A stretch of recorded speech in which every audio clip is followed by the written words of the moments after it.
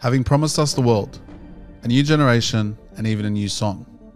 That was titled, Here Comes the Future. The APL has seemingly forgotten the key word in that sentence, future. There was a promising outlook on life when the APL took charge of the A-League. Strapped with $140 million, they had all the power in their hands, but not the right direction. Further investigation found that a lack of governance, unnecessary overspending, bad deals and handouts to clubs led the APL to the position we are in today. Hello, Joe. Hello, how are you? Good, how are you? Great after that news. Yeah, good. Good little intro. Welcome to UBF Deep Dive. We're going to call this the eventual death of the A-League with a question mark. I like it. So, tell us a bit, I know you love your Aussie football. What are your thoughts on this whole? Yeah, look, it's been a pretty rough week or couple months, in all honesty, for all A-League fans. It's an area I'm very passionate about. It's an area I've made a lot of content about. There, as you covered in your intro, there's been a lot of mistakes that's led us to a point now where rock bottom or very close to. Yeah. Can we go any deeper than this? And if we do go any deeper, is there any coming back? We'll find out. Well, let me give you a bit of a summary on. Well, we said there's $140 million that have been spent. Yep. So we've done a bit of researching and we found that over $1 million was given to advertising and marketing team, RG/A, to create a new logo, which to me looked a little less complicated than the first one. I think there was more effort put into the first one than the second one. $2 to $3 million was forked out for an anthem, a project which again involved RGA, production company Entropico, and music agency Bring. Bear in mind, majority of this video had nothing to do with the A-League or its new logo. The start had a few players in it, if you recognize. I'm pretty sure Jada Wyman was in there. Yep. Otherwise, there wasn't much to do there. And then on top of that, we had Keep Up. The amazing app that the APL forked up to $40 million reportedly to set up and launch in November 2021. Initially, it covered football news around the world, and when it expanded to include productions such as the A-League All Access and Dubzone the following year, the focus was Australian football. Now, look, that wasn't a bad idea, but $40 million. Explain to me where the return on investment or where they were thinking it's going to come from forking out that much money. The app to begin never functioned properly. There were plenty of user issues, plenty of user errors, and by the time they fixed it, it was too late. Now, ask yourself, that's only about $45 million. Where'd the rest of it go? Well, let me remind you of the divorce between Football Australia and the A-League. So that happened in the middle of a pandemic, and as you covered on your video, there weren't very strong financial decisions made there because... No, when they were needed, some interesting decisions were made that took things in a direction that maybe wasn't as safe as other directions, and now's the time we're paying for it. Yeah. End of the day. No. Look, it's you got to ask yourself. I still go back to that Keep Up app. $40 million. Yep. When you invest in something as such, let's just say you've invested $1 million into a logo. That's still a lot of money for a logo, but at the same time, okay, $1 million, you could probably make that back in terms of sales, in terms of merchandise, tickets sold, people coming into the games. Fair enough. But when it comes to that much money on an app, where do you think they thought the return on investment was there? I think they kind of took the A-League as a digital hub more than so a football league. Yes. If that makes sense. Yep. They wanted to build it into a space for articles, a space for journalists they could hire, bring in, write articles about local game, global game. They wanted to create a football base for all football fans in Australia to visit, to get their news, to get their videos, clips, stories. I would have went in a very different route. Yeah. Like you said, that much money, I think a lot of it was the development of the app, the running of the app, and hiring people to create content for the app. Yeah. But where else could that money have been spent? Where else could that money have been invested to ensure sustainability? Yeah. It's a very bold strategy to come out with this idea after a pandemic, after all things, which admittedly during that time, everything moved online. so you can kind of see why. Yeah. And I think like an app, like an A-League app where you can do all this, I don't see an issue with that. No. It's the cost behind it. Yeah, and I'm no genius in terms of, you know, app creation and then the cost behind it, but 40 million, I think, and we go back to say that it's something that it wasn't needed, something that could have been good around that time, but you got to ask yourself, like you said, was it worth it at the time? Because now we have ourselves in a situation where clubs are only receiving $530,000. Bear in mind, in 2018, that figure was $3.6 million. So just for the people out there that don't completely understand the complexion of this is funding from the A-League to their clubs, effectively helping them run there, whether it's the wage structure, the salary cap, when it comes to things as running the club on a day-to-day basis. This is money that helps support the clubs that way. Whereas now, that's slashed to 1/6 effectively from 2018, and it's slashed $1.5 million from last year. Yep. So I don't. What was already a very tough year and hard year for many clubs. Yeah. We nearly lost 2 A-League clubs last year. Yeah. Perth Glory and the Jets. If they didn't get their ownership sorted, Yeah. I don't think they're going ahead next season. Yeah. And if it weren't for a consortium, I think it was about 4 clubs, and you had a rich owner that bought out Perth, we would, like you said, we wouldn't be where we are today. And they're still expanding. And I think we read that it cost $25 million to buy an A-League club. Yep, that's a license fee, yeah, 25 mil. Can we put it into perspective? It costs $40 million to make that app. That's crazy. Yeah, well, look, I mean, that $40 million went and vanished. If the A-League keeps going down this path, that $25 million might go even quicker. Yeah. So, look, they're also not going to receive any broadcast money until 27, 28, 26, 27, I believe. Their last deal was about $200 million to keep the league on TV, and that was through Paramount and Channel 10. Bear in mind, we pay $10 a month for this. It's not too bad, but I think there was a point where we couldn't even rewind the stream. there was many a points. I think it probably took about 2 years to get to that. To get to the point where if you've missed the goal, you've missed the goal. Good luck. Hop on Twitter, try to find it there. But $200 million. And again, I could sit there and talk about Paramount and Channel 10. Where did they think? Like, it's a lot of money. Like, bear in mind, I'm pretty sure they pay the same amount for the Matildas and the Socceroos with Football Australia.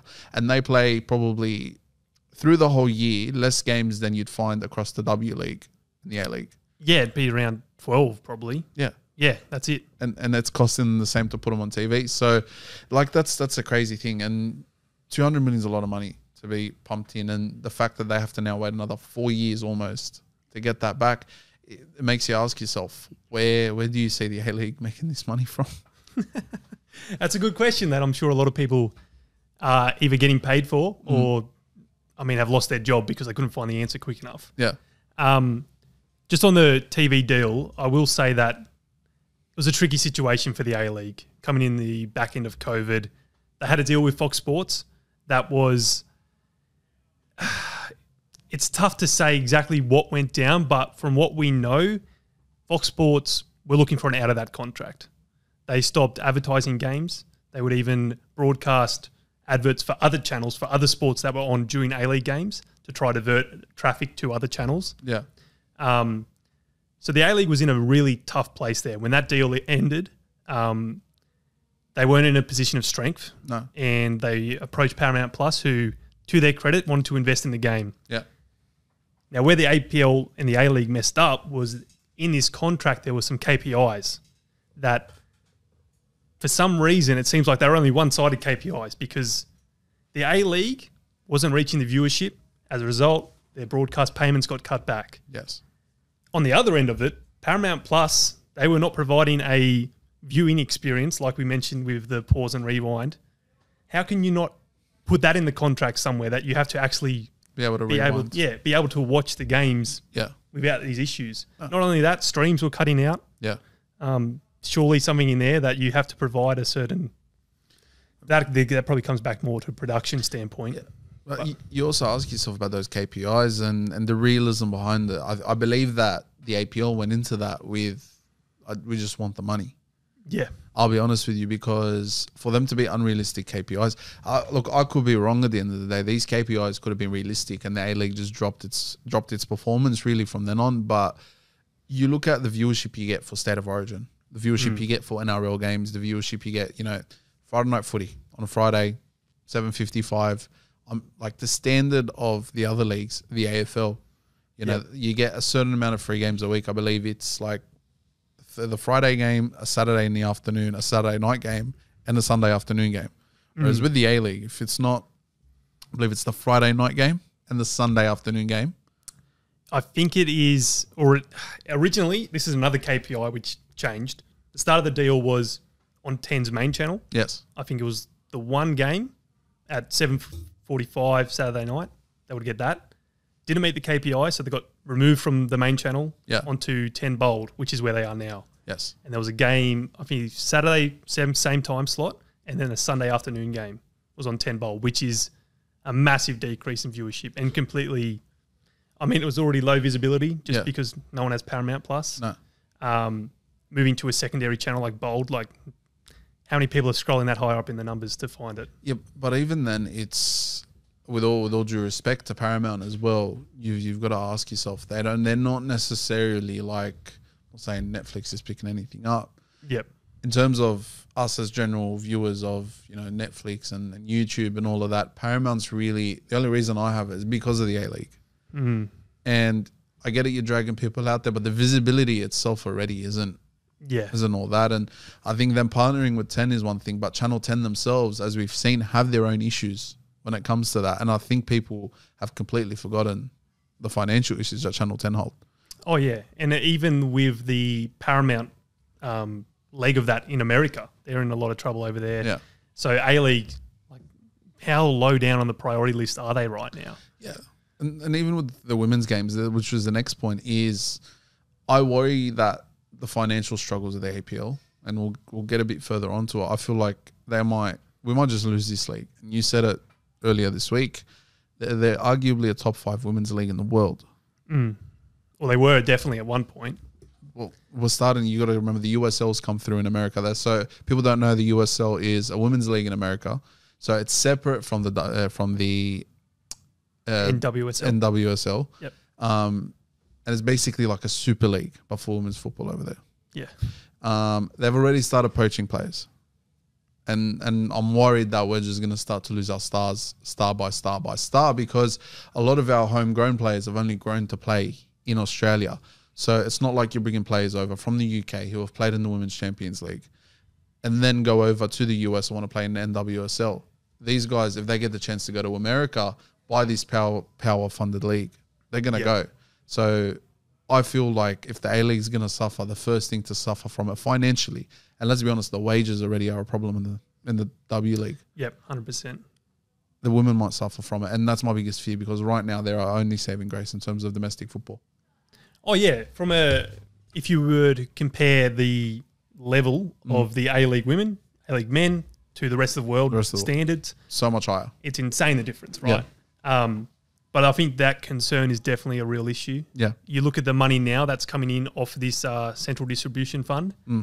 That is, I believe, pretty much exactly to the dollar what the women's salary cap floor is. Yeah. So there's a $1.5 million lost there.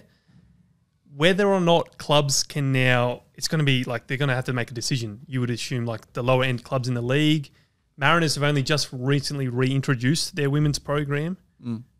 If I would pretty much guarantee that if they knew this cut was coming, they probably wouldn't have brought them in last year, which is a massive shame, but it's the truth. Yeah. So how did a club who's already struggling to fund their men's team, which apparently someone mentioned in one of my comments that despite all their success last season, they still made a loss, winning 3 trophies. That was a message from leadership via membership email. My question is, how can that happen, 1? 2, how can that happen alongside these cuts for next year now, and you're looking to also maintain a women's program? Look, I think the sad part is we're also financially on a business end of stuff still recovering from the COVID. Yeah. So you ask yourself, how are the Mariners over the 3 trophies they've won, over the success they've had, even with the rest of the A-League with some player sales, we've had 3 record-breaking sales in the last 2 years, I believe. It's going to be a struggle. obviously the solution is to pump money into it. Mm. We've had that already. That's that 140 million gone. You got to ask yourself, what's the next step? How can we generate income? Yep. Okay. So you got to strip it back essentially. I think you've got to strip it back to the ground roots. I'm going to use, and I'm telling you, I'm going to use it as a reference throughout the whole video, the other leagues that have successfully done this, which is the AFL and the NRL. I read an article on ABC, and sorry, I think I've forgotten the name, but he basically said his children's school that he sends them to, the Roosters show up there about 4 times a year. The Swans show up there 2 or 3 times a year. What does that do? Kids that have absolutely nothing to do with the sport will go home and be like, Isaac Heaney's come to my school. James Tedesco came to my school. I want to go to more Roosters game. I want to go to a Swans game. I want to be able to play like James Tedesco. I want to grow up to be like Isaac Heaney. The only club that I've seen get out and about in their community, personally, in Sydney, are the Wanderers. Yep. Okay. And it's quite unfortunate that I'm using this season as an example because the way the results went and with everything and the turmoil, it affected their attendance. But prior to that, they were actually getting a crowd out there. They were one of the few clubs out there that could hold their head high and say that we do work with the ground roots. You talked about the women's program. They've got not just the women's program, but they have specific younger women's programs as well to bring in even goalkeepers. I've seen lately they've had a goalkeeping program for young girls. Yeah. So they've been able to do that correctly. And I think the A-League itself needs to emphasize that. We need to be growing it from the ground up. Given that you've got no control of the leagues below you, you've got no control of the federation above you. You're on your own. Yeah. You need to stand yourself as an entity, as a sole business. You've no longer got this, no support, but you don't have the connection that you used to with Federation Australia. You don't have the connection you do with the NST because they've got no ties to the NST. Aside from obviously the fact that they're connected club-wise, the NST is owned by Football Australia. I'm correct about that. Yeah, Yes. it's a Football Australia property, yep. So it goes back to dragging yourself out to the ground roots and going old school style, which is getting feet to ground, getting your players out there. Yep. Because, for example, my little sister, 10 years old, I took her to a Sydney FC game, a women's game. She's been wanting to go, literally, we ended up going to the last 3 or 4 games of the season in Sydney. Because she tied on, she went home, started searching up the players, when the next Matilda's game is, and the same thing with the Bulldogs. Yeah. I've taken her out to more games, and all of a sudden she's involved. She wants to play. She actually wanted to play, like she started wanting to play football. And I'm like, okay, next season we'll sort it out. But it works because you got to remember us. You said it yourself. You grew up watching rugby league as well. Yep. We had the capability to follow more than one sport. Oh, yeah, definitely. 100%. So that's not an excuse to say, oh, this area is for here and that area is for there. It doesn't work like that. You need to get out, get your players out. And because if you're going to drag the kids to a game, who's coming with them? Family. Their family, which means what? You're going to get more tickets sold. You're going to get more memberships sold. You're going to have more merch bought because the kids aren't just going to want a jersey. Mum and dad might buy a jersey. Might bring along an uncle. The cousins come along. All of a sudden, you got a whole family affair at a game, and you're basically pushing money right through the door. And that's kind of the answer to the question you had for me is, I think you need to work from the ground up, and that's really the only way it works for me. Yeah, well, I mean, the whole thing now has to be sustainability because if the near future isn't sustainable, the league's going to die. Yeah. Like, let's just be real. There has to be a solution in which clubs can maintain playing in the league, but also in the background grow something, build a culture, build a community that they can use to then push forward into the future. Because it's all well and good, stripping things right back and just keeping the A-League where it is now. Young players, women on minimal contracts. But the league, the APL, it has to want more. It has to want a brighter future, a sustainable future. Yeah. And you can't do that without community. Yeah. Look, and it's such a shame that you do, and it's a whole nother topic, and you mentioned about the minimal contracts for the women. Yeah. If I send out 11 Matildas in the street, and I send out 11 Socceroos in the street, and people are going to disagree with me on this, but dear God, I think you'll have more people recognize those Matildas than you would the Socceroos. Oh, no, I don't. I mean, I'm not going to disagree with you on that. Yeah. Not at all. And it's just like seeing some of the contracts that these guys are like, even the top level, European women's footballers, they're like $750,000 a year. Yeah, it's like A-League men contracts. A-League men, like visa players, are earning the same as our best Matildas. That's Yet crazy. an A-League men visa player walks around Parramatta. and It's like no one's going to bat an eyelid. no one's going to recognise him. Whereas Courtney Vine, we were in the time we went to Melbourne. Steph Catley, Cooney Cross, and Oh, is this Caitlin Ford. ultra football in the signing? No, we were getting breakfast at a there's a cafe on the way. It's a really popular cafe. I forgot what the name was. But they literally walked in, realized how busy they got, swamped, and walked back out. They just didn't even get their coffee. They walked back, and that just shows you the level to which the women's game has actually gone. And just to put it back on track a little bit, that's my biggest fear. Like, Yep. I care about the A-League, but we have something good here with this women's league, and I just fear at the end of the day that we're going to lose both, and it's just going to be ugly, and we're going to become a country that's just international football, literally, and that's just the biggest fear I've got. And yeah, look, we'll move on to the next point that we did have here. The A-League was actually the first league to bring in VAR. Do you remember the story around when they brought VAR in? Like in terms of world football, bringing in VAR. That in terms of actually utilising it, I'm pretty sure domestically, Yeah. they were one of the very first to bring it in. Yeah, I do remember that video went major viral. I think people were getting around it saying, It's kind of gone crazy, but the biggest problem they had back then as well was money. Yeah. If you remember correctly, they actually struggled to pay for it, and I think they struck a deal for like $1.5 million right before the first game of the season to actually have it implemented. So it just goes back to show you, and I'm pretty sure this was 2017. I got no idea. I can't remember that far. I'm pretty sure it was about 2017 or something like that. And it just goes to show you how far back our issues have been. And again, I think it goes back to putting bums on seats.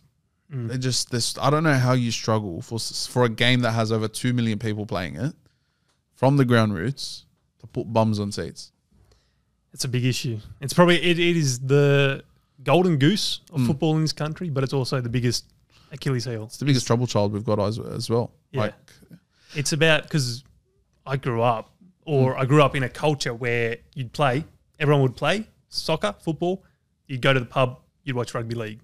That's kind of what I've always seen growing up. Even at my games now on the weekends, the boys will be talking about the footy last night and stuff like that. Yeah. It's about that conversion, whether it's something where it's like maybe the playing and the supporting, just a big difference there that we can't seem to translate, but other countries don't seem to have that issue. No. It's both. It's the most played sport, most watched sport. It's just like the sad thing is as well, like you look at our active support, for example. What I actually find insane is sometimes there's games where you'll see the active support, they've filled up their section of the stadium, and the rest of it's just scattered everywhere. Like I just, like it just baffles me.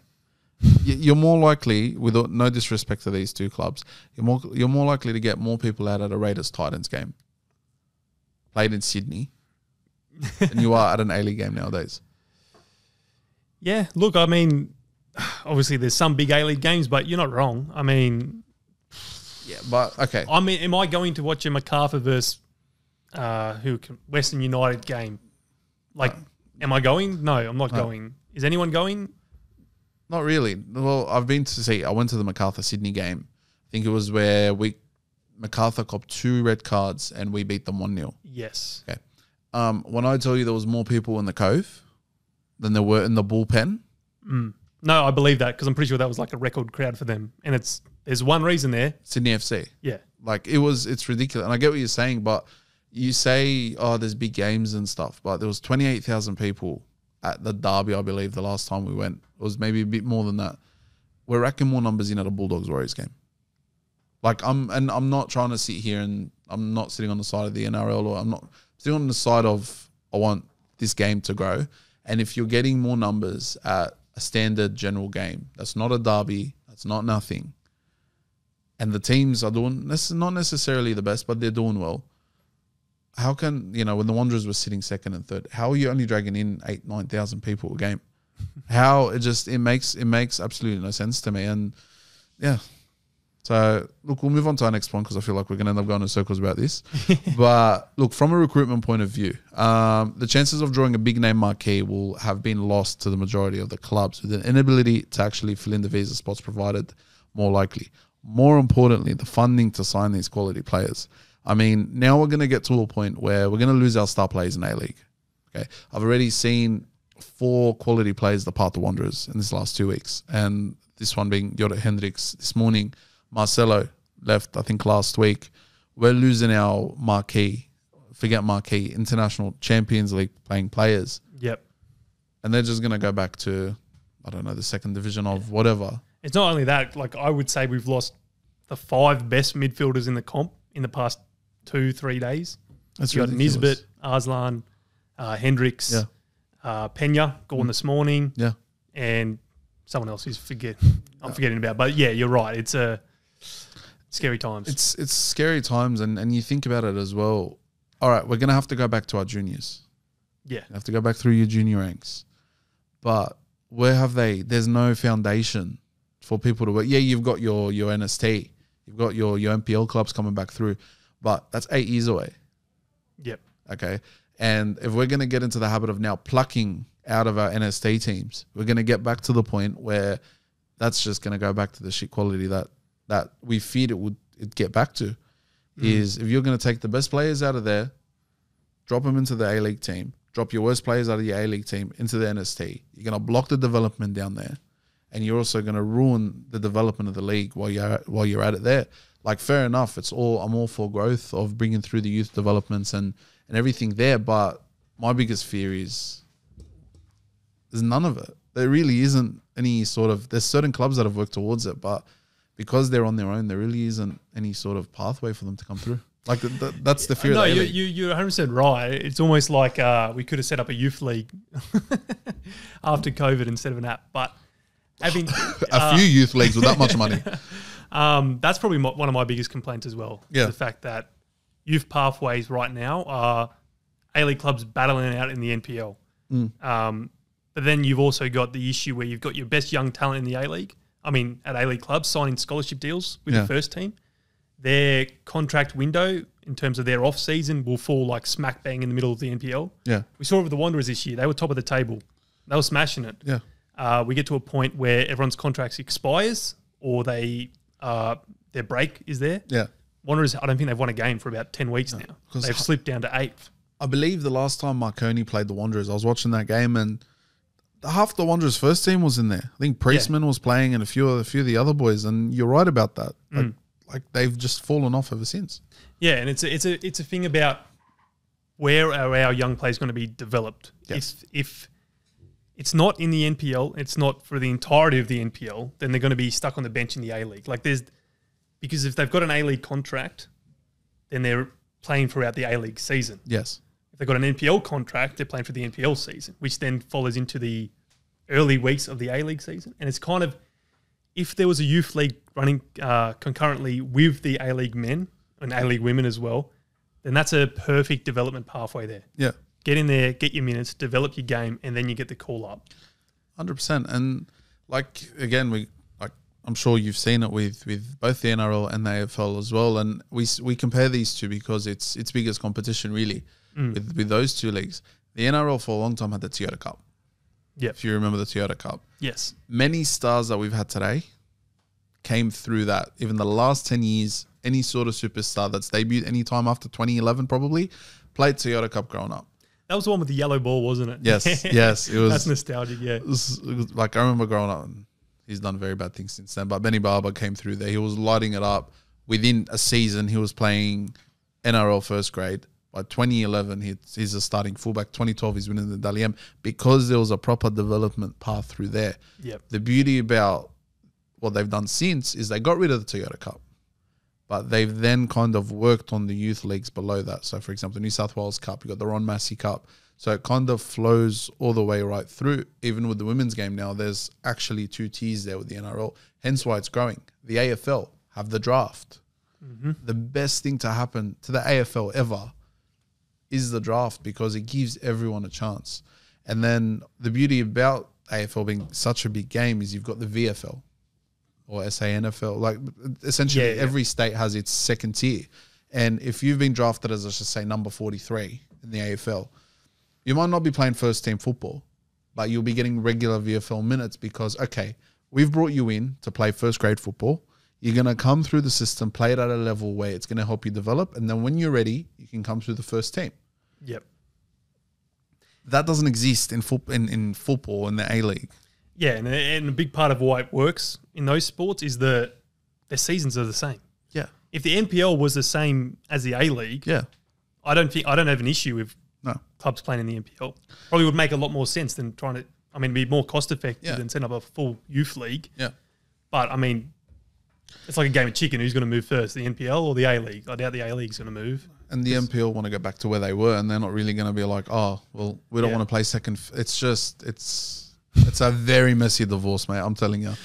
The next thing, what about the backroom staff? So every single role an employee will no doubt be scrutinized to discover where they can save a buck or two.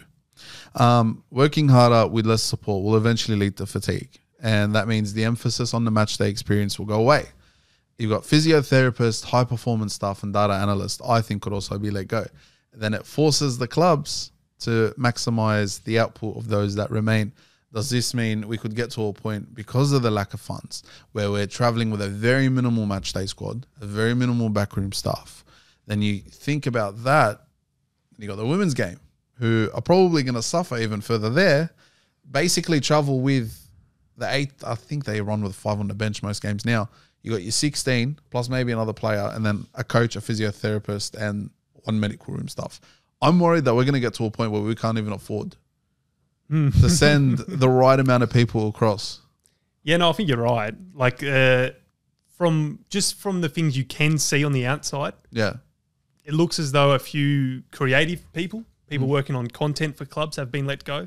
Yeah. I can just say it about the Wanderers specifically. I know their work over recent years has definitely downgraded. Yeah. No offense to anyone working at the club now. That's probably due to people being let go, trying to do jobs that you're not really qualified for. Yeah. All of that. But on probably a more serious note, in terms of physios and stuff like that, I think you're 100% right. And that's something about the women's game as well, where we see all these ACL injuries. And if we want to dive right into that, we can. But it's a big issue. And budget cuts. What we see in terms of contracts for players and that maybe won't be as big of a negative thing as what we don't see behind the scenes. So people being let go from these roles, which are essential, but if we can't afford them, then what happens? Yeah, but it goes back, what you just said, it goes back, I think it was the first ever Unite round. They tried to pull off. Yeah. The massacre that came after that was astonishing. They, just for a bit of information, they basically finished up Unite round. They worked their asses off all weekend to try to pull it off. They came in the next day, put everyone in a room, basically let go half of that room. Yep. 100%. Imagine that. Yeah, and I think that I was very critical about Unite round, and then you hear that the news comes out about that, and then it's like, okay, why was this such a Unite round for me wasn't a success? There was a lot of issues there. This news all comes out, and then it's like, whoa, okay, what's been going on behind the scenes here? Yeah. Yeah. You've got to ask yourself though, why doesn't Unite round work? Because even when they had Unite round last season, it didn't. You look at Magic round. There's culture behind it. When I say culture, I don't mean nationality and religion and culture. And for example, how we are with the NPL, where Marconi up here, you got your Italian clubs, you got your Croatian clubs, you got your Macedonian clubs. Not like that. The fans come in, they barrack their team, they go there, they have a good time, they have a few beers, they party down the streets of Brisbane, and they watch the footy from Thursday all the way through to Sunday. Why is it so? Maybe Sydney's the problem. I don't know. They had it here in Sydney last year, if I'm correct. Yeah, it was Sydney, yep. Maybe we're the problem. I'm not sure. But you're telling me you can't get every single team's fans to come down. It's getting them to travel. Yeah. Last year, to be fair, was a mess. It was organised, I think, very late in the piece. It stemmed from the grand final deal. They restructured it. Yeah. Way too late, in my opinion, to even generate any... it was a couple months, maybe 1-2 months notice for people. People need more than that a lot of the time to plan these things. Yeah. Especially when it's a 3-day event like Unite round. Oh, 100%. Even with the whole Melbourne trip that we done, it was 3 months in advance. We agreed to it, and then cause you can't just call off work to go to Sydney or to Brizzy for 3 days and be you got to, like you said, plan it in advance. But it's just... Yeah. I will say, to their credit, this year they've come out with a new plan already. It's going to be in November, late November, I think. Yeah. The structure of it seems a lot better. They're going to have some actual marquee games for people to go to. All the men's going to be at the same stadium. All the women's going to be at the same stadium. Last year it was all over the place. So even if you wanted to go to all of the women's games in a weekend, you probably couldn't because they're at different games. So it kind of defeats the whole purpose of the round. Yeah. It's to go and watch football all weekend. Look, it's why, and they're at the same time as well. Yeah. That's what pisses me off. It's kind of like, all right, what if I wanted to go watch? They're probably going to have the Sydney Derby on both sides, for example. Why would you put them at the same time? You've got people you've got a flourishing, growing women's game, and then you're trying to grow an A-League, which is on the ground, and get people to the games. Problem is, a lot of the people that watch the A-League women's, not all of them, a lot of them will go to the men's games. Yep. If they see Unite Round, they see everything together, they'll go there. Problem is now you've cancelled that option out. I've got to pick between two. Mm.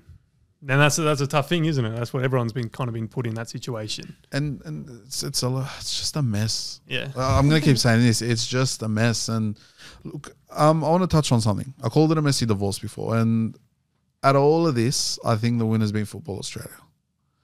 You know, they've held on to, let's just call them the golden child of football in this country, which are the Matildas and the Socceroos as well. So we've had both tournaments the furthest we've ever reached in, I think the last two, which was the Asian Cup, and you had the World Cup prior. Furthest we've ever gone, and I think the best we've ever performed. And you look at the Matildas with the World Cup recently, and the way they've taken off since, dragging out 78,000 people to a women's game on a Monday, on a school night. I was there. I was one of them. I was there as well. Yeah. Like, we got tickets last minute, and, you know, forget that. You can't even get tickets anymore. No. Months in advance, it'll sell out. Like, people sitting there waiting, and I've seen the TikToks of people, like, sitting there and trying to, like, it's crazy. And there's one point I want to bring up is people of other sports, people who support rugby league, people who support AFL, cricket, basketball, whatever tickles your fancy, will barrack the Matildas, will barrack the Socceroos when they play. Now, that's not hard to do. At the end of the day, if you're here, you're Australian, you tend to support your international team anyway. How has it been so hard? Because every other league is the complete opposite. People will likely barrack a team, but not, let's just say a rugby league fan will likely barrack the Bulldogs or the Roosters, whoever you support, but will not care too much about the Kangaroos. Football's the other way around, where they care more about the international team than they do the club kind of thing. How can we manage to translate that across? Like, that's just a genuine question. How is there a way where you could translate it across? And does the fact that half of the team doesn't actually play here play a part into it? I mean, it could, but I would probably look at it as, what does a team represent? And I think both the Socceroos and the Matildas, they're a team for anyone. Yeah. Team for everyone. It's not something that is, a certain ethnicity. It's not something that is associated to a certain town. No. It's a whole nationwide thing. You could find anyone off the street who would relate to the upbringing of one of the Matildas or one of the Socceroos. Yeah. I think there is a level of connection there that you can feel. And the fact that Australians are very proud people, they want to get behind their nation. Yeah. In terms of translating that to a local game, I think it's really hard. I think even though it is hard, I think there was a massive missed opportunity with the A-League women this year off the back of the Matildas. They should have just done it. Everything should have been focused on that. 100%. Like, I know that it doesn't bring in as much money from sponsorship and TV rights and that, but it could have if you went full in on it. Yeah. Even the Unite Round concept as a whole, I think it's something that works a lot better with the women's game because there's a different... It's a different crowd. Yeah, it's a different crowd and there's a lot more tribalism in the men's game. Like, if I'm going to Unite Round, say last year, Wanderers and then Sydney FC play back-to-back. Like, actually what did happen was Victory played and then Sydney played straight after. Victory fans aren't hanging around to watch Sydney FC play. No chance. No. They're out of there as soon as full time goes. Yeah, look, I agree with you there. And touching on the point of the women's game being a whole different crowd, I agree. But I also think it's a much more, less tribalistic crowd. But, in an odd, not even an odd way, it's a much more loving crowd. Yeah. They love the game. They're all supporters of football. They will sit there and watch through 3 games back to back to back. And I agree with you. It works better with the women's game. But at the same time, it's hard. You're asking people to love a club not love. Like the men's game, you kind of put it on the head. You love your club, not the game. Yep. And it takes a certain type of person to sit there and watch a whole, two teams that aren't yours to watch it. I'm sure you and I could probably do it. We love football as a whole. Yep. And as much as I am tied to Sydney FC when it comes to the men's game, I've learned with the women's game to kind of appreciate teams for what they are. Like Sydney FC, for example, I think is the best football team, the women's team they had in Australia. I think in terms of the quality of football they play, the players they have, people might disagree, and a lot of the A-League followers are going to come for me for it. I think the Sydney FC women's team is the best football team we've got. If I was to pit it against the best teams in the world on the women's side, it'd perform a lot better than any A-League team would against, let's just say, a Premier League team. Because if I was to stick that Sydney FC team, the women's one, against Man City women's or an Arsenal women's, they'd fare much better against them than, let's just say, Central Coast would against a West Ham. Oh, 100%. I mean, it's a much closer level there, yeah. Or even a Luton Town. Yeah. Like, that's where I kind of am there with that. But even, like, the Wanderers women, I'll be honest with you, I think I'd been to just the same amount of Wanderers women's games that I have the Sydney FC women's games this season. You feel the same type of love wherever you go. Yeah. Like, it's an environment you want to be. It's infectious. I think that's the right word to use. It's infectious. And coming from someone who grew up on, let's call him a Euro snob, a European football merchant, I grew to love it. And I got to a point, and I think because we lacked the game day experience with the men's game. Yeah. I could just fell in love with the way they did. Like the women's stuff, they had them on the field. The Wanderers had everybody on the field with the players by the end of the game. That's how you get people. That's how you create moments. That's how, people like my little sister, 10-year-olds, will forever remember the day they met Sophie Harding. Will forever remember the day, they met Sham Khamis. And who knows, because she met Sham Khamis, she might want to grow up and be a goalkeeper like Sham Khamis. Like, it's crazy to think that it's these little moments that... Yeah. I think, if you strip it back to what football's all about, connection, community, personality. Yes. It's all about good feelings, good vibes, and connection. Like, at the end of the day, it's all about feeling a connection to the club, to the players, and to the people around you in the stands. Yeah. And what was the biggest thing for me during the Women's World Cup was the personality. You hop on TikTok. I'm seeing Ella Toon and Alicia Russo do TikTok dances here. Katrina Gorey with her daughter over there on the other side. And it's just like, I think that's where we all fell in love. Not just the Matildas, but women's football. But I think that's where the Matildas stood out. For once we saw a bit of personality, a reason to go out to watch these games. You ask anyone, why are you heading out to the Wanderers game? A men's game. So, I support the Wanderers. Yeah. There's a lot of people, you ask them, why are you going out to a Sydney FC women's game? I'm going to watch Courtney Vine. Why? Because you remember there's moments, there's personality. Like you said, it's a community feel about it. There's proper support. But I think we've covered a lot of that one there. I want to move on to the next point. So with the A-League and several of its clubs teetering on the edge of financial viability, is there a chance that Football Australia's creation of a second division is also a backstop to ensure the continuation of a national professional competition if the APL falls over? Which makes you ask yourself, considering the position of Football Australia and the power that it has with the inspiration it beholds, is there a better time other than now to take back over, considering it controls the level above and the level below? It would make a lot... You would think it would make a lot of sense to go back. Yeah. Be all under the same umbrella. APL, thank you for your service. You put us in a rough spot here. Let's take it back. I don't know if it's the best solution because I don't want the second division to suffer. I don't want the Socceroos and Matildas to suffer because it seems like, second division, we'll wait and see what happens with that. But the Matildas and Socceroos, they're hard to mess up. They are, like we said before, the golden children of Australian sport. Yeah. In terms of a national league in Australia, it's something that's always struggled all the way back to the NSL. 100%. To the shirt I'm wearing here, Northern Spirit. The Northern Spirit. It's something that we've always struggled to get right. Whoever's in charge of the game, whether it's Football Australia, Soccer Australia, FFA, or the APL recently. The question is, what's best for the league now? And I think going back, whilst, yes, it could offer a bit of immediate relief, I think long-term, the game as a whole, protecting the Matildas, the Socceroos is essential. The second division establishing itself independently from the APL and the A-League, I think is also a great idea. So focus can be on that.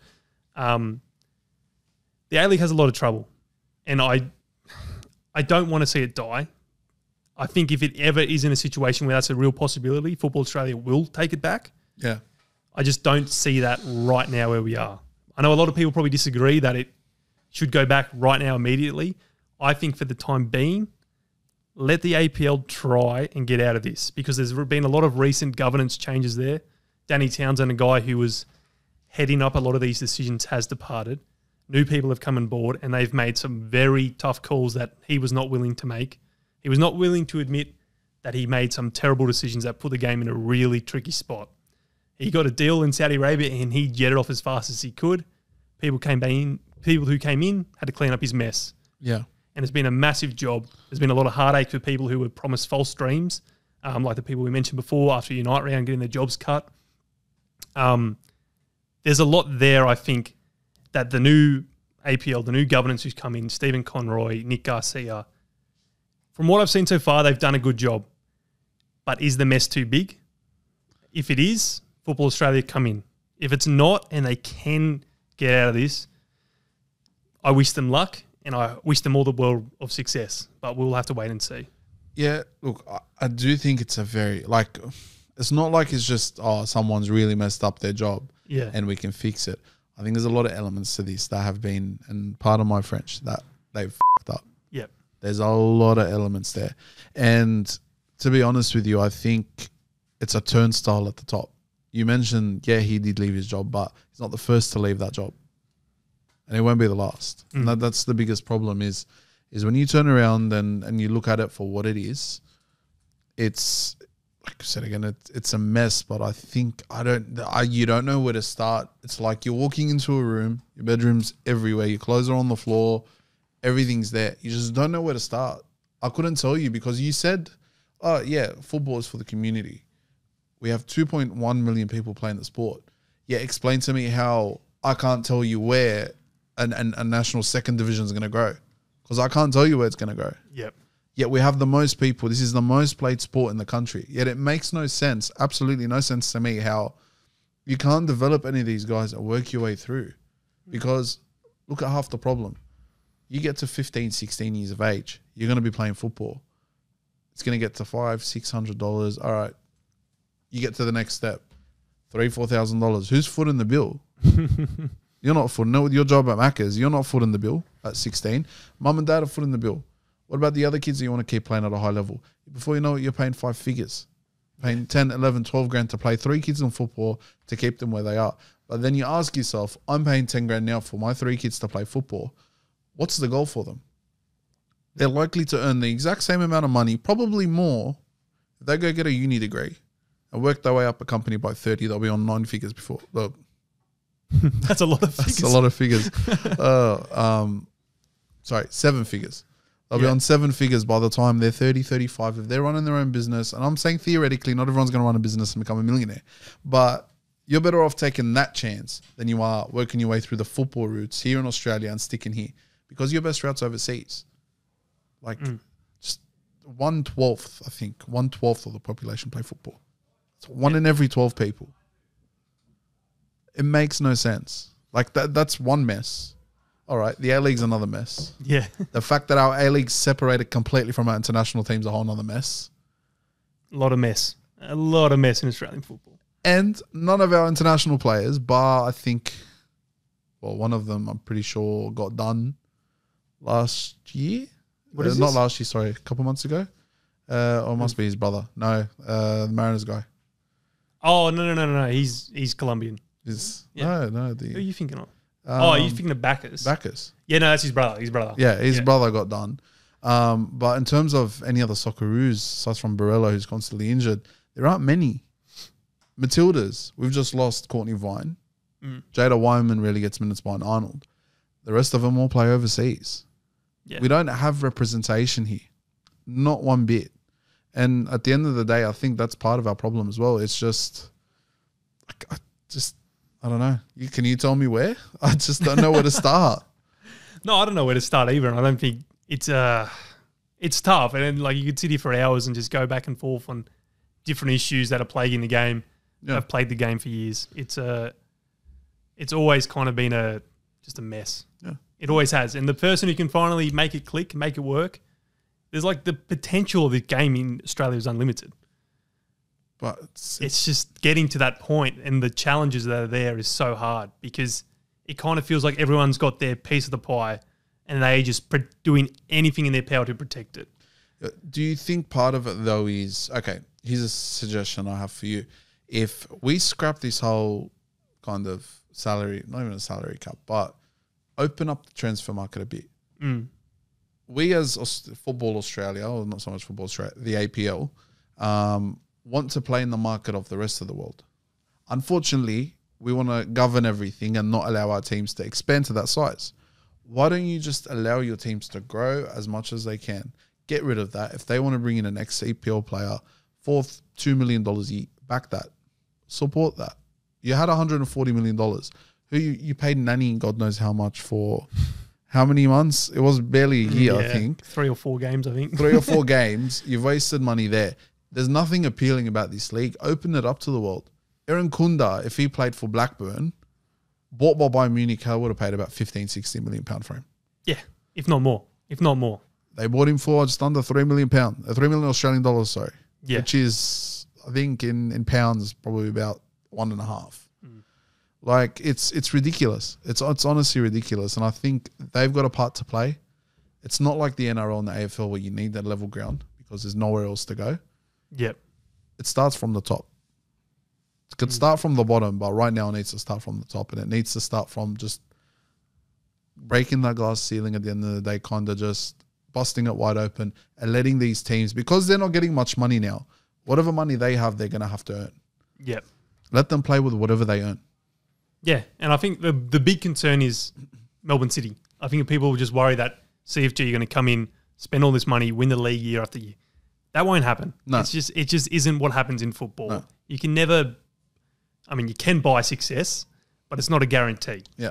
They'll be up there every year. Yeah. They might, but if we open up a transfer market and importantly set up a domestic transfer market, because we don't have one of them. No. It's been talked about for years now. If we set up one of them, then it can also have a trickle-down effect throughout the pyramid into the NPL and stuff. Yeah, but it also could open up a lot of things. For example, if you've got a aging, let's say Hendrick's stuck around for another few years. Yep. He gets to 33, 34. They buy someone through the Australian transfer market. They bring him in. They do what they need to do there. He's like, okay, I don't have a club. Marconi step in, spend $350,000. Bring him into the club, and all of a sudden, yes, he's probably taken the spot of a 20-year-old, but at the same time, what does it do? Yodit Hendricks, who's got probably a shit ton of Wanderers fans following him because of him. Yep. They'll find themselves at a Marconi game. You bring him into Marconi, you put him butts on seats there, you put him butts on seats on the second division. And if you put him butts on seats on that second division, you're going to put butts on seats in the A-League. And like I said, it just starts from, you got to trickle it down enough, not too much. Don't let it rain down. Yeah. It's got to trickle down. Yeah. But I think a solution is to open, like you said, that domestic transfer market. 100%. It's been talked about for years, and it's all just seems to keep getting put on the back burner, which is annoying. But The money, but there's no money. But I think now that they have to earn their own buck, so be it, which makes you wonder, then look at the next step. You've got the sponsors on the shirts. Yep. You've got, they might start losing. I'm just worried we're going to get to a point where instead of you getting Toyota and Hyundai and then RMA on shirts, you're going to end up having Alibaba's kebab shop at one point. That's my biggest worry. If some Sai sponsors on there. Sai Underworld. But yeah, look, it's a shame. And like I've written down here as well, I think working with councils, working with state governments, and working with clubs as well, I think that's important. You look at how every NRL club has its own district, really. Yep. You look at the Bulldogs, they get around to Greenacre Tigers, Barella Bears. They get around to the clubs in their districts, and George do the same. But I'm sure if you go out, out bushways. Yeah, Bush Panthers get out there. The Panthers get out there. The Cowboys up in North Queensland. Like, I'm just mentioning these clubs because we've seen it work. My sister doesn't play rugby league. I'm using her as an example again. But she's going out to Roberts Park. She went out to Roberts Park today to meet the Bulldogs squad there. They came out to their local footy club. Yeah. Which means what? Oh, the Bulldogs are heading out to here. Or if the Wanderers head out to God knows what club, you're going to hear, okay, I want to go meet Borrello. Yep. Before you know it, someone who does not play football one bit meets Borrello on the weekend. Mum, I want to go watch Borrello on the weekend play MacArthur Rams. There's 5 butts on seats. Just when in doubt, you've got to really, hit it where it hurts the parents' pocket, which is the kids. Yep. Like that's effectively where it needs to be. And look, 3 final questions before we go. The NST, what have they done right? What have they done wrong? And what's the main thing they need to do to make sure it works? I think the thing they've done right is they're giving clubs an opportunity. Yeah. A lot of these, pretty much every club in there was shut out from the top flight from a national competition. Yeah. When the NSL folded, and they've kind of been these discarded toys left to kind of just dwell away in the NPL and float around, not really, being able to achieve that much, go anywhere near their potential. They've had a ceiling placed above their heads. The thing the second division will offer is a chance to break through that, go onto a national stage, grow their audience and re-engage their community. The older ones who used to support in the NSL and the family down from there, the younger kids in the area. Yeah. That's something I think they've done really well. Something I think they've done bad is communication, information out there. 100%. Anyone I talk to about it has got different opinions of what's happening. They don't know when it's going to happen. They don't know who's entering the competition, what format it's going to be. There is so much uncertainty and unknown. I understand a lot of it's behind NDAs and things like that. Yeah. But even just from a general public perspective, we've probably heard about 3 things about it since the news originally dropped. It's all behind closed doors. I did a lot of content about it last year. Yeah. Because I could, and there was stuff out there initially. That's all gone now. I have milked that cow dry. There is nothing there for me to talk about now, and you can kind of feel the anticipation dying a little bit with it. Yeah. I think the last year, it was originally meant to already be started. They pushed it back, which I understand because it was a very tight schedule with that.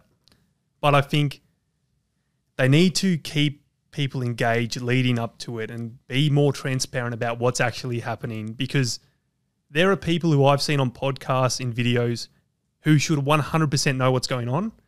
Every time they say they've got no idea. Yeah. Like, that's insane to me. It's hard, and I agree with you there. And it's kind of crazy how content creators at this current moment are doing more for that league than the actual league is. Yeah. Like, you yourself have probably done more promotion for some of these clubs than they have gone out and done themselves. Like, it's and that's credit to you at the end of the day, but it's also what are you guys like? What are they doing? What are they waiting for the 8 years to finish up and then start booming through? Why build the noise? Have people come out. Like, it would be such a slap in the face to the APL if Marconi or RPL Leichhardt or Sydney Olympic can drag out 4,000 to 5,000 people on a Sunday because they've promoted well. And then you've got clubs like MacArthur who are struggling to have any more than 1,000 people and 4 cows in the background with their bells. Like, it's it's ridiculous. So I agree with you there. And I mean, there are clubs doing it. Preston, I was there for an Australia Cup game a couple months or 2 ago, and I think it was over 6,000. That was the final, wasn't it? It wasn't a final. It was the first time they played each other in 10 years. Yeah. And obviously, second division, they've done a much better job in Victoria, I will say, about building that anticipation. Yeah. Particularly Preston, South Melbourne, they've done a lot of good work. Yeah. But yeah, that game, it was just an Australia Cup, probably about the Doherty Cup is their state competition down there. I think it was about a quarterfinal. And just the anticipation about it, the fact that this is going to be a glimpse into the national second division a year before it happens, it drew out 6,700 people. Preston themselves get about 3,000 on a regular match day. That's crazy. That is insane. And to get to this ground, shout out Neil, who gave us a lift out there with me and Caleb. It was like a 40-minute drive out of the CBD of the city to get out there. Yeah. South Melbourne itself, they brought heaps of fans, had a whole end of the pretty much one grandstand. It was a hill, but like that was completely packed. Yeah. Preston filled up the rest of it. Like insane. Anything, even half of that in the second division is a massive slap in the face to any A-League team. That's crazy because probably if you were to average it out, I probably outdoes, I say, a good chunk of the A-League teams as well. And you look at teams like Avondale as well. It's just, like you said, they're doing a much better job down there. But it goes back to what I kind of said before. Is Sydney the problem? Are we actually a problem? Like, I'm starting to think maybe we're a problem, but then I look at the NRL. Look at the Swans games. Yeah, no, well, that's the thing as well. Like, are we a one-team city? I doubt it, but... No, but we've got a sport at the moment that is purely Victorian, and I can say that with chest, that is almost selling out every week. How is the game and the sport that, I'm just going to call it the sport of a lot of people's nationalities, a sport that people, you know, there's a lot of cultures that only know football. Yeah. How are we struggling to just drag these people out? Yeah, you go to Melbourne, you go to an 6,000 people at an NPL game. I do actually, I think you're right. There's a different culture around support in Melbourne. I mean, even AFL games, like we said before, NRL games put the A-League to shame. AFL crowds. Over there is like 55. Collingwood and Carlton. Yeah, they sell out the MCG. The MCG on a regular game. Yeah, that's insane. That probably, like, you're right. I think there is a Sydney thing where we don't get out and support. Yeah. But like that's a huge issue that I don't think you can take on just at a... Yeah, but you kind of, like, it's hard. You can set a trend and you can put things in place, have a look at what they're doing down there. Why is it such a disparity between Victoria, New South Wales, or Sydney and Melbourne? There's reasons. There has to be reasons. I think the people. I think we here in Sydney like the support from the couch sometimes, but at the same time, it's kind of it's no excuse to those who live local as well. Yeah, like I'll be honest, like it's like any game that happens at Belmore for me, I'm there because at the end of the day, it's local to me. I get out and about. But I think part of the issue lies as well with Sydney is that I've got Allianz Stadium in all the way in Moore Park. Yeah. Okay. Can't drive there. I've got Homebush. You can drive there, but good luck getting there within the hour. Okay. You've got Combank Stadium in Parramatta. Can't really drive there. There's nowhere to park unless you want to park at Westfields. Yep. So I think part of the problem is Sydney's a very hard place to navigate through. Yeah, it's very spread out. It's a bit too kind of like, if you support, I'll admit it, I live in the West. I support Sydney FC. If I want to head out to a game at Allianz Stadium, it's genuinely a trek. Yeah. Because I think the derby we had at Allianz Stadium, I was lucky to find parking in the street. I parked in the street, we walked to the stadium, we got there. But any other day, I'm like doing laps around Moore Park just to find something. That makes you think, imagine you have 4 or 5 kids having to go from, living in Parramatta and all the way driving through, finding yourself in Moore Park, park there, get the kids out of the car, drag them. It's just a trek. I get it, I understand. But you look at Melbourne, everything's within like 15 minutes. Oh, yeah. It shocked me, actually, because I was the first time I was there kind of looking at the sporting facilities and that. Yeah. MCG, Amy Park, Rod Laver. It's just this hub. Yeah. I love it. And it's so good. And even everyone barracks something down there. Yeah. Like you ask anyone on there, which AFL team do you support? Carlton, Hawthorn, Western Bulldogs, Richmond, Geelong. There's someone that supports something. Whereas over here, the amount of people have asked, do you watch football? No. You watch rugby? No. You watch no. Like it's like, I think that's the thing. It's getting the people to kind of believe. And maybe, I know people disagree with culture being attached to NPL clubs, but I think maybe that's the only thing keeping it alive. I love it. Honestly, I love it. Look, in terms There's of... There's issues. There have been issues. No, there definitely. I think it causes a different conversation and it causes a different, let's just call it a debate and a war possibly. Like if Marconi play Sydney Olympic, or like even when you've got Sydney United. Sorry, Sydney United, Sydney Olympic. You got the Greeks. You got the, I think Sydney Olympics. Sorry, Sydney Olympic are the Greeks. Sydney United the Croatians. Apia Laika and Marconi the Italians. And then you've got Rockdale who are the Macedonians. When you've got Rockdale playing Sydney Olympic, putting the Macedonians against the Greeks, you're going to get some sort of... Well, look, that's what it was when I was in Melbourne. Preston, Macedonian, versus South Melbourne, Greek. Yeah. They put in measures in place, though. The fans were separated. Yes. At the end of the day, they're passionate for their teams. Their teams are an outlet.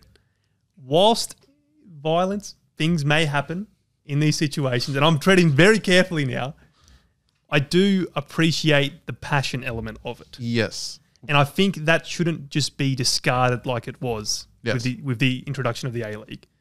Should it be monitored carefully? Yes. Like it was at that game I went to. There was a massive list of things that you could not bring in, such as national flags that I had no idea what they meant, but apparently they're no-nos. But there was one flag brought up at one point, and then everyone around me started erupting because the Greeks put up a flag. I don't know what it meant. I don't know what it meant, but the Macedonians were not happy about it.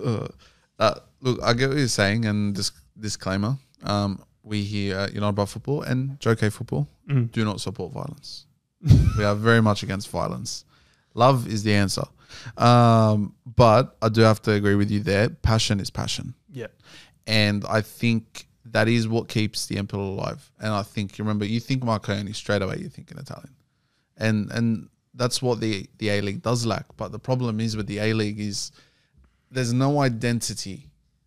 Yes, I support the Wanderers. I don't support them. You could say I support the Wanderers because I'm from the West. Not anymore. Hey, look, I went back to my ex, like I told you. But Sydney FC, you're from the East. You've been born and bred. But you know what? I think, I'm going to cop it. As effed up as it sounds, I think there was more passion for the A-League before the Wanderers came along, because Sydney FC, similar to the Swans in a sense, felt like a team that a lot of Sydney could get behind, whereas now you actually have to care about one or the other in a weird way. And I think there was a bit more identity back then, the same way you had Melbourne Victory before Melbourne Heart came along. They tried to create a rivalry that just was never there. There's nothing. I'm not going to sit there and get in a punch up with you because you support the Wanderers. There's no real lineage or heritage there as there would be in NRL, because my dad, his dad supported the Bulldogs. Yeah. Your dad, his grandpa and his wife all supported Parramatta. Fair enough. We know why. We've been born into this family as to why we support this team. With the Wanderers, with Sydney FC, it's like, why do you support them? I don't know. I just like them. Well, I think, I know what you're saying. If they were introduced at the same time, because I think originally, I think that might have been an idea that was floated, but it wasn't decided. And I think if they were, then I think that passion would still be there, even if there was the two at the start. Yeah. I get what you mean, though, because Sydney had a team, everyone was supporting Sydney. Yeah. But the whole reason Wanderers were born was because there's a clear disparity there. People will try to downplay it, but I mean, there is. I get it. Look, I know what you're trying to say there. If I have a conversation, I live in the East right now. Yes. If I have a conversation with someone from the West and I say where I live, they'll you know what I mean? Oh, 100%. Even yesterday when you called me, I'm like, whereabouts are you staying? You're like, I'm in the East. I'm like, I'm like, you're proper East. You're like, yeah. I'm like, I'm from, I get it at the same time, but really it's like, you shouldn't see. I don't believe in supporting teams on socioeconomic grounds. I think that's a I'm not trying to lean too heavy into it, but no, I'm not saying you are, but it kind of has gone that way, where automatically you think the Roosters, you think Sydney FC, even the Swans, Eastern Suburbs, Greater Western Sydney Wanderers, Bulldogs, Parramatta, West Tigers, Penrith, you name it. That's all the West. And it differs like that. Yes, it's created somewhat of a rivalry, but not enough of it. And the problem is as well, I think, is that getting the East into it properly is hard. I think there's a lot of people, if you look in a lot of even the active support, I'm sure a lot of them probably live in the West. A lot of them live out near where I live and support Sydney FC because they've stuck there from the start. But that's true, But it's just... It's hard, and the policing of the active support is another issue in itself. But it's for another podcast. But I don't want to get too far into that one. Look, other than that, I was going to ask that last question, but I think we've kind of covered it. I was going to say, if we were in charge of this tomorrow, what would we do? I think we've thrown enough plans out there. APL if you're watching, to go ahead and fix this issue. But that's pretty much been it. Look, it's been a great conversation. To summarize, they have a lot of issues. There's always been issues, and hopefully one day we'll get to a point where it's clear sailing. But for now, there's a lot of work that needs to be done. There's a lot of there's a lot of groundwork that needs to be done. There's a lot of higher end work that needs to be done. There's a lot of work all over the shop. I think it's time to just wipe it clean and just fix what you've done wrong from the start. There's a chance now. Honestly, if there's a chance now, it's the time. Yeah, I think everything needs to go in the same direction. Otherwise, we're just going to butt heads. Yeah, and it's never worked in the past. Probably won't work in the future. What's his name? Russell Packer, not the football player, the really rich guy. Yeah, James Packer. Russell Packer. Russell Packer's the actor, isn't he? No, Russell Packer's the former Warriors front row man. I'm pretty sure. Yeah. James Packer, if you're watching, mate, we need some investment. Russell Crowe, if you'd like to invest in another team, go for it, mate. But unfortunately, the APL might just have to sort this one out. Clive Palmer, no. Clive can stay away. Clive, stay away. He can build the league. Look, on that note, before we get into a deep dive about politics, we're going to end it there. It's been a pleasure, Joe. Honestly, it's been great having you on. It's been a good chat. We've gone over for an hour, which is, I think we could have gone for longer, but we don't talk about this all day, I reckon. Hey, mate, I could keep going, and hopefully it's not the last time, and we'd love to bring you on. Definitely. Thank you very much for having me on. And yeah, it was a good chat, long one, but plenty in there, I guess. There's plenty in there. But look, I've been Abs. I've been Joe K. And he's been about football. Ciao.